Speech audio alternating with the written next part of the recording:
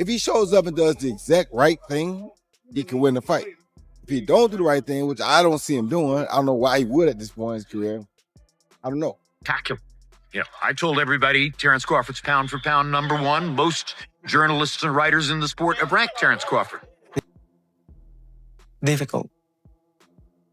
He needs to handle and maintain the speed and improve his power. That's what I did. Like, maintain your speed and improve your power. Jones Jr. has made it clear that Terence Crawford would destroy Floyd Mayweather if they ever fought. He believes Crawford has every tool needed to break down Floyd completely. In Roy's eyes, Crawford's sharp instincts, power, and ability to adapt inside the ring would push Mayweather far out of his comfort zone. Roy also claims that Floyd's perfect record was built on carefully avoiding dangerous opponents. Who could truly test him and Crawford, according to Jones, is exactly that kind of fighter. You're leaning towards Crawford, is that correct? I'm not saying I'm leaning toward him. I love both guys. Both guys are great fighters. Well, I can't say I'm leaning. I am leaning toward Crawford. I am. And not because Canelo is not a great fighter, but because I don't know. There's a lot of I don't knows about Canelo. You feel me? So I don't know if Canelo is hungry. I know Bud is hungry. Bud stays hungry. I don't know if Canelo's hungry. Bud has never got the recognition for what he deserves like Canelo has. You understand me? So Bud is still hungry for that recognition. When you're hungry like that, a determined man, it's very hard to detour.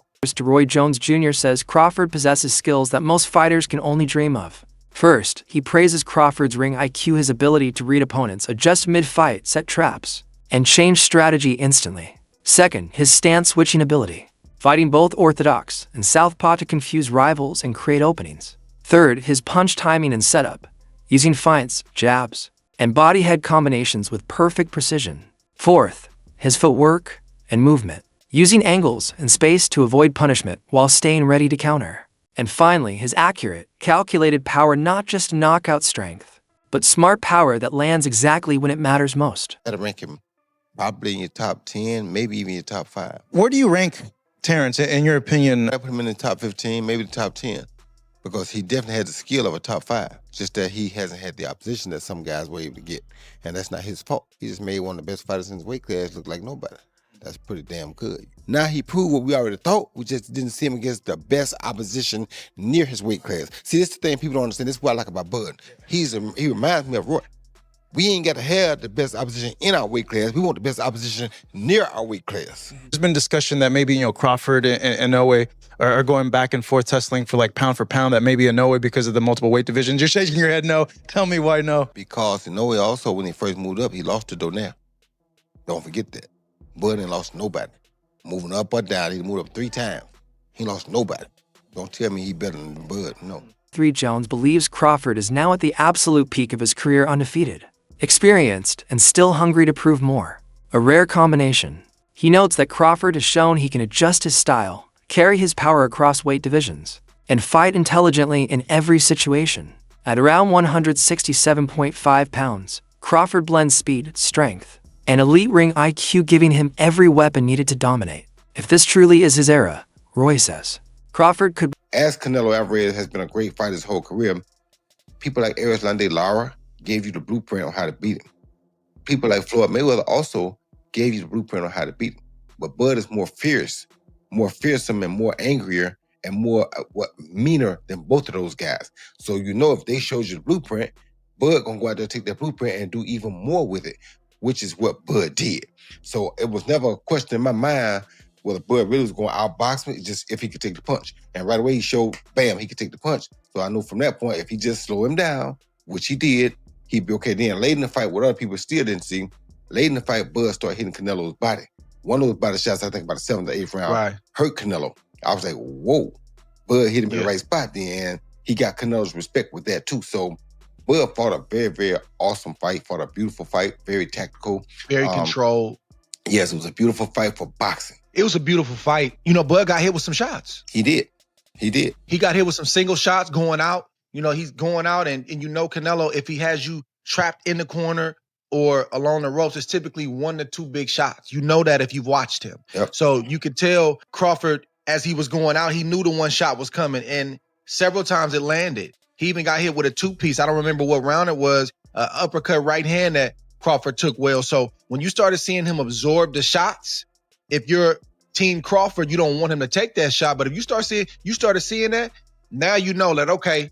And I think that's what gave Crawford the green light to stay there a little bit longer. He smiled about it. He smiled about it. Yeah. And sometimes that smile can be a lie. And sometimes that smile can mean what I think it meant for Crawford, which is, oh, that's not as bad as I thought it was. Floyd Mayweather and Roy Jones Jr. have a long, complicated relationship built on respect but fueled by rivalry. Both recognize each other's greatness, yet their egos often collide. Roy insists he was the more naturally gifted boxer, dominating multiple divisions during his prime, while Floyd points to his undefeated record and business success as proof of being the best ever.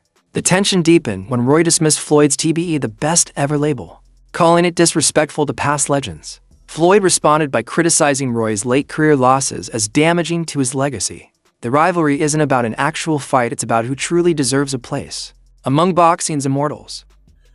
What's happening, fight fans around the world? I know how y'all are. I know y'all enjoy this thing of boxing. I know we play games and people have their issues and people have opinions.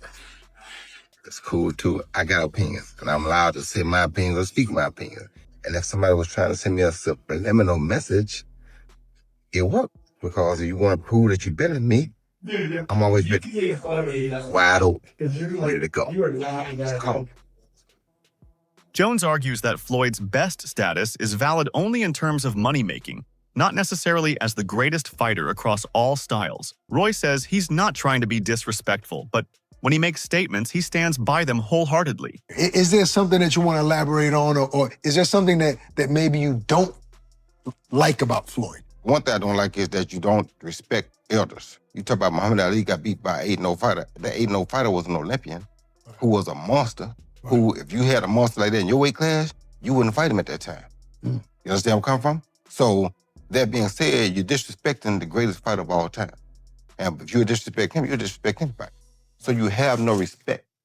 But when you see me, you're gonna have some respect. Because if you want to get it, we can get it. I'm willing to go earn my respect.